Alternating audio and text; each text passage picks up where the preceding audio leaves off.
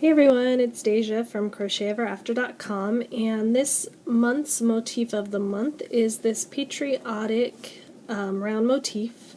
It is about 4 inches across, so it's the perfect size for a coaster, but you can also string it up and you can make like a bunting or a banner out of it for decoration for 4th of July or whatever it is you may want to do. But this motif is made out of worsted weight yarn, and I'm using a 4mm USG hook. You can also do like bulky yarn and it'll be bigger, and then you can use it for like a hot plate trivet that you can put your hot plates on. So this is a pretty fun and easy motif, and it is great for the 4th of July. So let me show you how to do this right now. So the first thing we're going to start is with our white yarn. Obviously you're going to need red, white, and blue if you want to make the same one that I have made. And our very first instructions are to chain 4 and then join that with a slip stitch to form a round. So I'm just going to chain 4 really quickly. And then when I go to join my round, it doesn't really matter where you're putting your hook in that very first chain. You can put it just under 1 loop or 2 loops, whatever you choose, because once you do round 1, you're not going to be able to see any of this chain, so it doesn't really matter what the join looks like. So to begin round 1, my instructions tell me to chain 3. And in the special notes at the very top, it's telling me that all the chain 3s count as a double crochet, so we'll count that as our very first stitch. And then it tells me to go ahead and double crochet inside the ring. So if you have trouble, if you're not used to working inside of a small ring like this, you can always grab the sides and pull it open until you find the little hole that's actually in there from where you joined. That little tiny hole right there, but once you start working into it, it's going to open up. After you get used to working into rings, it's a lot easier to find. So I've got my double crochet. This is going to make my first point of my star. Now I'm going to chain 1, and then I'm going to have a repeat. So I have chain 1, and then it tells me to double crochet 2 times inside my ring. And I'm going to do that 4 more times, and what that does is create the 4 other points of my 5-pointed star. So I'm just quickly going through the center. Usually I will leave my tail out. I won't crochet it into the ring. You can do that also. I find that sometimes it looks a little funny when I crochet it into the ring. I usually like to weave it in at the end just so I get it, how I like. Whatever works for you is perfectly fine. You can see that my hole is opening up a little bit, so it's a lot easier to see and work into. Once I finish, let's see how many points I've got. I got 1, 2, 3, 4, so I need 1 more. This is a really fast pattern. You can make tons of these in one night, so you can crochet a whole coaster set for your next barbecue very quickly. So I've done all 5 points. Now I need 1 more chain because I have a chain 1 between all of my points. So I'm going to do 1 more chain, and then I'm going to join my round at the top of my chain 3. So I just go right through. I usually like to catch 2 loops when I join a round. The reason being, let me show you real quick if you've never seen this. If I just pull that last back loop and I pull my slip stitch through, you can see that that loop pulls on the rest of my chains and makes a really big hole. It's not, horrific or anything, but I like to catch 2 loops, because when you catch 2 loops, I catch that back loop in the bottom bump, and then I slip stitch. My hole is almost non-existent. It's much smaller. Now I'm fastening off after this, so once I slip stitch, I'm going to fasten off. And the way I like to fasten off is I just make a chain, and then I pull it really long. Okay, I've got my scissors. I'm just going to cut right at the end of that loop, and then I pull my yarn out that other end that I don't need. Now I have my very first round. It doesn't look much like a star, but after our next round it will. So the next round is going to be made with the blue yarn. And the reason that I didn't join it while I was working is because I'm actually going to start working in this chain 1 space, or any chain 1 space. You're just going to pick whichever chain 1 space you want. So I'm going to make a slip knot, put that on my hook.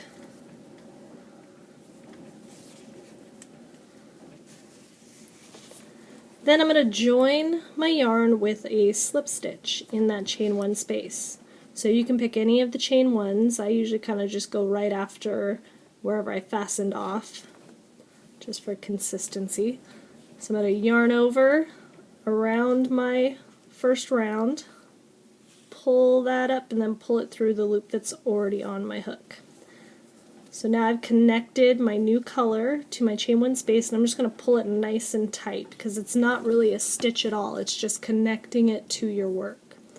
Now I'm going to chain 3, and again that counts as a double crochet, that counts as my very first stitch.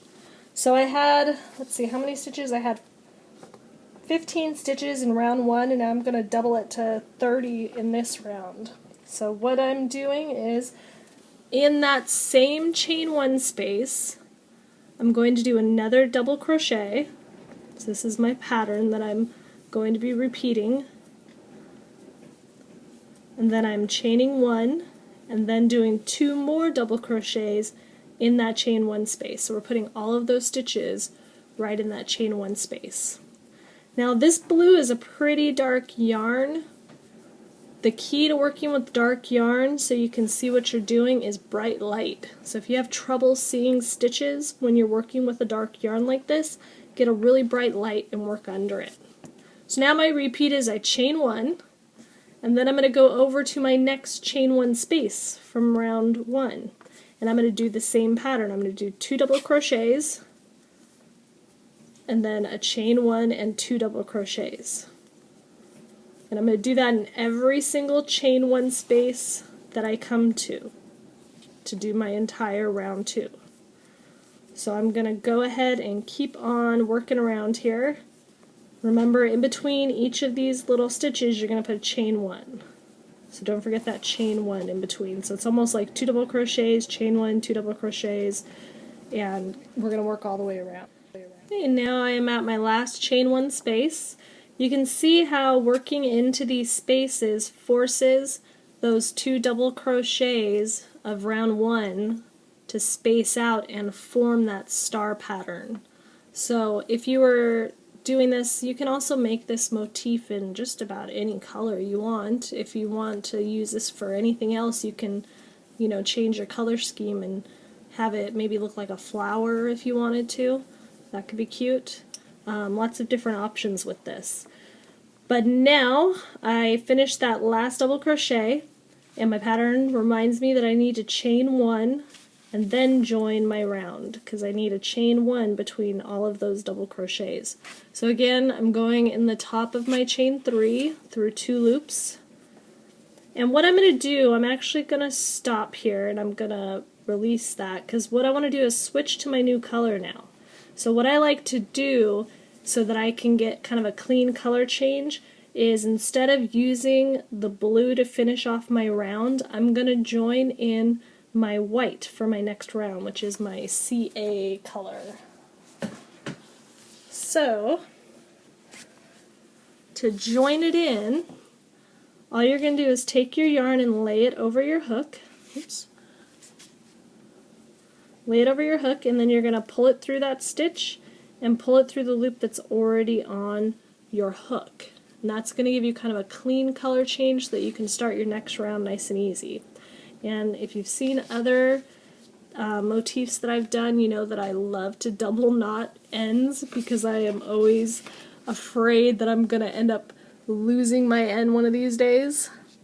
So when I do that, I take my end of my new color and the end of my old color and just do a really tight double knot. And always keep your hook in your loop, because when you start pulling on your new color, it's going to pull your loop tight around your hook. So I just double knot that. Let me cut my blue so it's a little easier.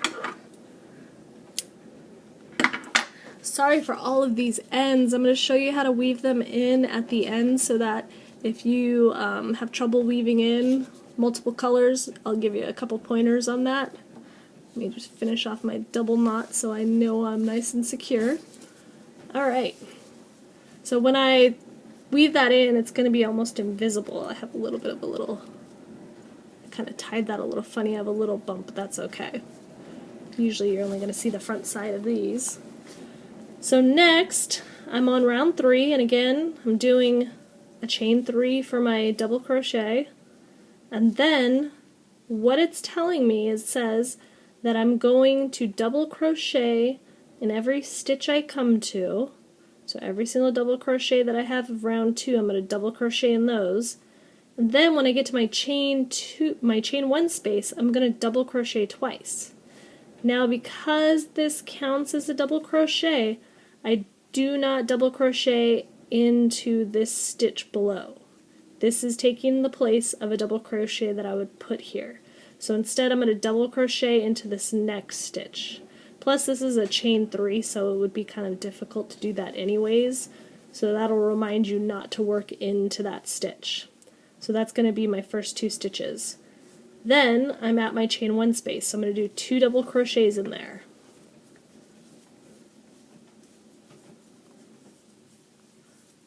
I come to a stitch next, and make sure that you're kind of pulling your stitches over in your chain 1 spaces, because sometimes it can cover that very first stitch that you come to after your chain spaces. And I'm going to do a double crochet there.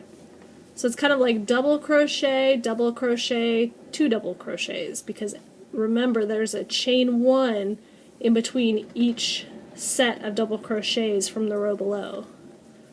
So it's like we're increasing every 3rd stitch. If that does not make sense, don't worry about it. Just follow the directions of double crocheting in each double crochet you come to, and then double crochet twice in that chain 1 space. As you get more comfortable with crochet patterns and terminology, all that stuff I said earlier will make a little bit more sense, but don't worry about it, because you can still make this whether you know what that means or not. So we'll just work all the way around, doing 2 in our chain 1 spaces and 1 double crochet in each stitch we come to. I'm on my last double crochet of my last stitch, and don't forget that you have a chain 1 right there at that very end, so don't join your round right after that last single double crochet. You need to do 2 more in that space. That way you have the correct number of stitches. Remember, when you're counting your stitches, if you're new to this, when you're counting your stitches, an easy way to count is to count just the top here, count the V's that you see. You want 40 of those, and you're counting this chain 3 as one of them. So you're going to have 39 actual double crochets for this round, and 1 chain 3 that counts as your 40th double crochet. So if you're not sure if you crocheted correctly, stop and count those, and you'll know that you got every space that you were supposed to. So I did those last 2. Now I'm going to join at the top of my chain 3 again, 2 loops, and actually I'm going to stop because we're joining up our red for our very final round. So I'm going to do the same thing that I just did. I'm going to go ahead and cut this end right now so I can tie it off a little easier.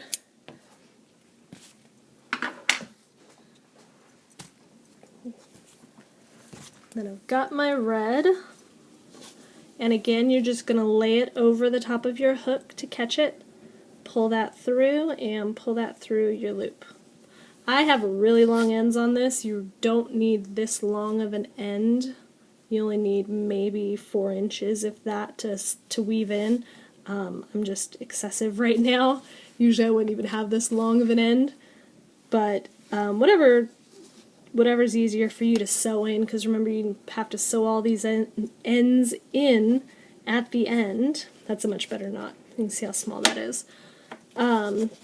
So whatever is easiest for you to thread and sew, that's the kind of length that you want to go for. Now we are on our very final round. You can see this is a very fast project. We're going to go ahead and chain 3 again for our very first double crochet. And then the pattern tells us that we're going to double crochet in that same spot again. So when you're doing that, just kind of look for where you did your slip stitch. That's where you're going to insert your hook again and double crochet. And what this does is it creates an increase. It creates 2 double crochets in 1 stitch. Then it tells me to double crochet in my next 4 stitches. So I'm just going to do 1 double crochet in each of those. And we're increasing our stitch count up to 48, which will help our coaster, or whatever you're using this for, lay flat. So that's why we have kind of a strange increase this time. So we've got 4 regular double crochets. Now we're going to increase again. This is where our repeat comes in. It says we're going to do 2 double crochets in our next stitch. That's going to increase us. And then we're going to do 4 double crochets in each, or 1 double crochet in each of our next 4 stitches. And we're going to repeat that 7 times. So we're going to work our way around, following that repeat until we get to the end of the round. Now I'm here at my very last double crochet of my round, and I'm going to go ahead and join it up and fasten off and start weaving it in, so you can see how I like to do that. So I've done my slip stitch, and then as I like to fasten off, I pull 1 chain through and pull it really long and just tighten it down to secure it. Then I cut that end, and I've already got my yarn needle ready to start weaving in ends. There's quite a few for this project. There's 8 in total if you don't crochet them into your project. I usually like to weave them in just to make sure I get them nice and tight. So I'm just going to thread my yarn needle. This one has a bent tip, which is really good for amigurumi, but I like using it also because it's easier to kind of get under and back out because it's got that bend. So when I weave in my ends, I always try to keep it in between my stitches. I don't want to go straight across this big hole right here, because then I'm going to have my end messing up the look of my star. So I go in through where the thick part of my stitches are, and then I can work my way up, you know, a star leg and back down a star leg. This is 100% acrylic yarn. I wanted to do it in cotton since I was kind of making it for a coaster, but I couldn't find a good royal blue. You can do cotton, you can do acrylic. Acrylic would probably be really good if you're making a banner because it's pretty weather resistant, so if you're putting it outside for a barbecue. Even trying to felt these would probably be really neat. If you do it in a wool and then felt it, it'll be a waterproof coaster, or it'll help with the water retention. So you got lots of options. Again, you could do the bulky weight yarn. You can see I'm just kind of going back and forth all over the place to get my ends nice and secure. So that's what I'm going to do. Notice I'm only keeping it in the white, so whatever color you're working on, keep those stitches in that color. That way you don't have anything showing through the front, even if you're only working more in the back of the stitches. So the blue is a little bit more spaced out. Oops. As you can see, it's kind of like here's one and there's one. So when I'm doing the blue, what I can do, I'll just show you how I'll switch over to the other side. Usually this one was connected up at the top, so I can go under these white to get to the next section of blue, and it won't show through on either side because remember this white goes around the chain one of blue. So if you need more room to stitch in your end on the next section of blue, just go under the stitches that covered that color. So just keep on working all of your stitches, or I'm sorry, all of your tails in. I usually try to get them good 4 inches at the least, and that way as you're using them over the years, if little ends start to poke out, you can just cut those off and you'll still have lots of ends that are still woven in well, so that you won't end up having just a little short end that's going to stick out forever. So this is your Patriotic motif, coaster, bunting, whatever you want to use it for. If you have any questions about it, go ahead and leave them below. Hopefully you make lots of them for 4th of July, and I hope everybody has a happy 4th. So thanks for watching.